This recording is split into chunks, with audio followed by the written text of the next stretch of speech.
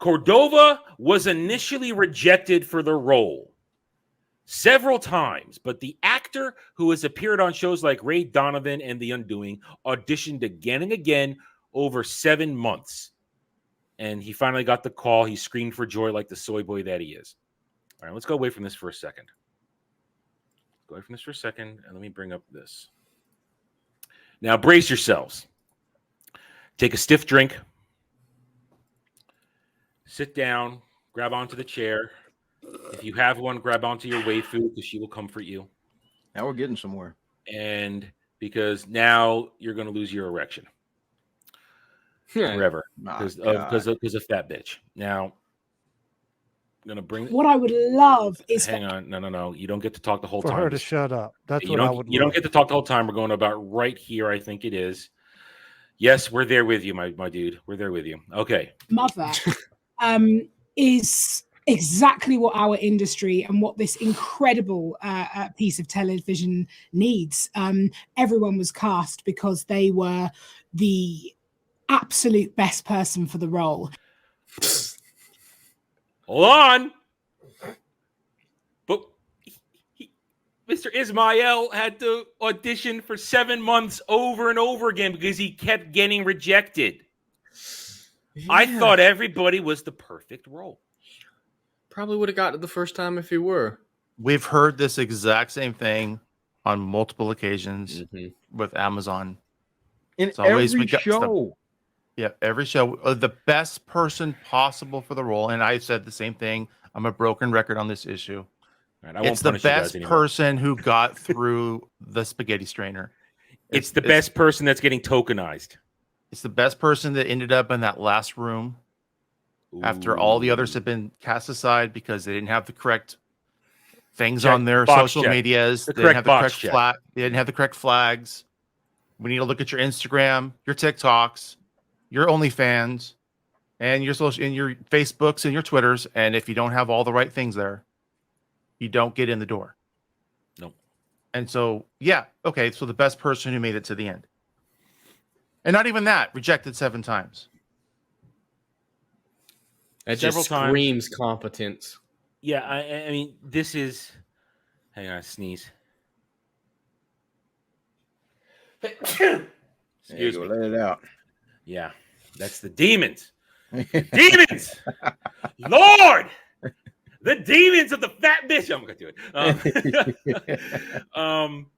No, rejected over and over again. He was not clearly the best choice, but in the end, he was the best choice. Like Mike just said, at the end, he was the perfect one to be tokenized.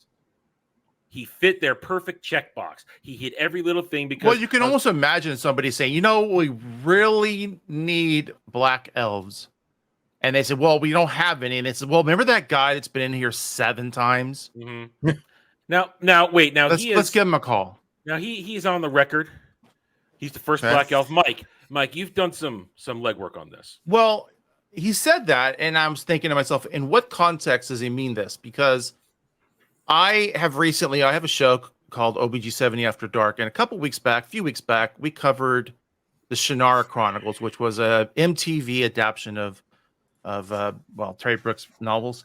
And I remember specifically there being many, many black elves. Could I bring up some photos and share some photos? Bring it up. Here? I'm setting up another one. You bring it on up. All right, I'll bring it on up here. I'm setting up my own. I told you my own angle when I heard this. So I went back and I popped it open and I took a drink of the Chronicles of Shannara, and I found that there were, this community of elves, and there was a competition going. This was all before the intro of the first episode of the first, season.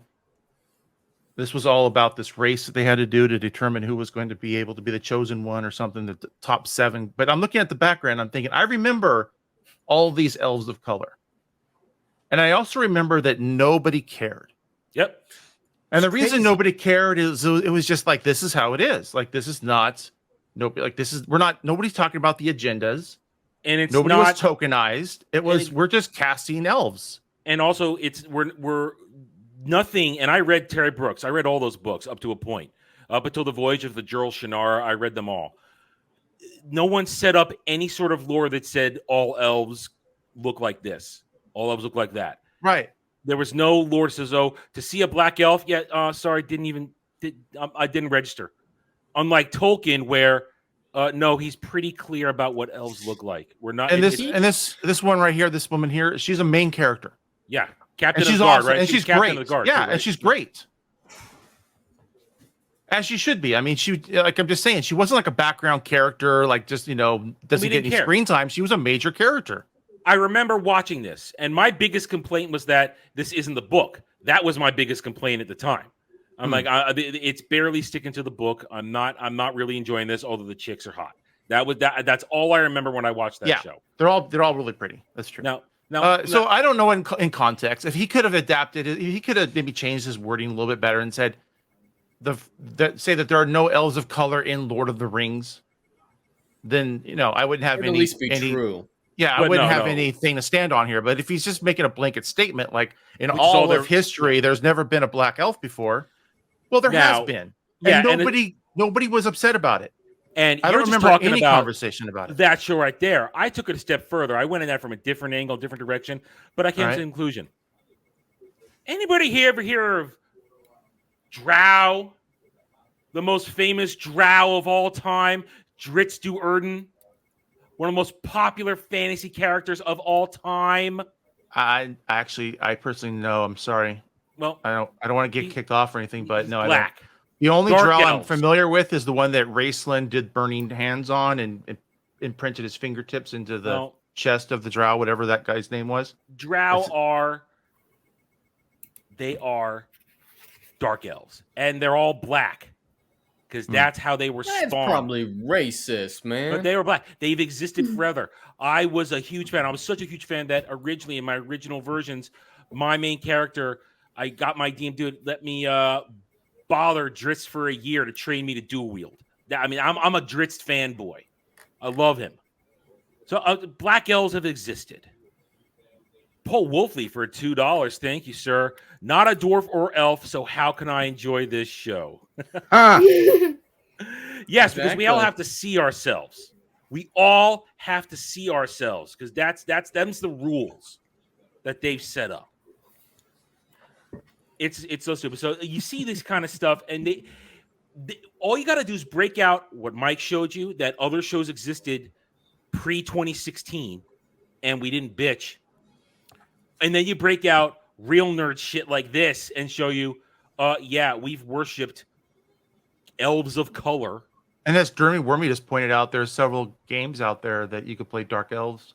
Yeah, it's true. And it's not dark as in like the shadow. It's like dark as in they are dark. EverQuest. You could do it in EverQuest, one of the original MMOs. You could do it. So it's been part of gaming culture and television culture for a very long time. Yeah, and if you make a perfect example, I have it right here. I only because I just reinstalled. I think ultimately the argument is, Dre asked me this before, like maybe 3 or 4 episodes back. He said, "Well, what is the problem?" I said, "It's the agenda behind it. It's not. They didn't cast like, okay, we're just casting people. It is okay. We have an agenda, and we're gonna push, and that's what bothers me." Yep, it's all about the method, motivation, and execution. The one major motivation that everyone is totally fine with, if they're doing it just like, hey, we got this massive name who wants to be involved, like the race swap of Deadshot in Suicide Squad. I don't think many people had a problem with it. It was Will Smith, and then further back, there was rumors that Morgan Freeman was going to play Gandalf. It's like, holy shit, Morgan Freeman might be in our movie. Oh, is that legit? Because I was joking about that last week. No. I'd heard that for years. Oh, but yeah, and Sean Connery was as well. There were a lot of different. Well, yeah, Sean Connery. That one was really. Yeah, Sean Connery was in the running.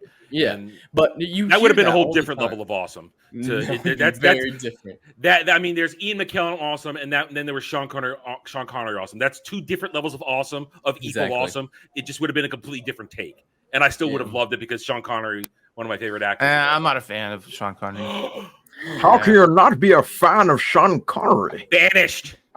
We do not speak ill of the man. Best James Bond, man. No, Dre just perfectly exemplified why I don't like Sean Connery. He's the exact same character, no matter if he's playing a Russian guy, a British guy. He's like he has a Scottish accent. Dragon. Yeah, all that. Don't bring that up. I can't do it. He's still the man. Okay. right, Dragonheart was trash. All right, that's before we go any further, just to remark on what Mike said. In games, you do that, like right here in Dragon Age Inquisition, when you were given the ability to make a full customized character for the first time in the franchise, you could be an elf, and you could make that elf look however you wanted. Thanks for watching, everybody. If you want to get in touch with me, you can reach out to me at therennerd@gmail.com. That email's for channel business only, so I check it on a daily basis. Also, you can find me at the Geeks and Gamers forums under @ROAS, and you can find me at Rumble and Odyssey, The Renaissance Nerd. Thank you again. See you next time.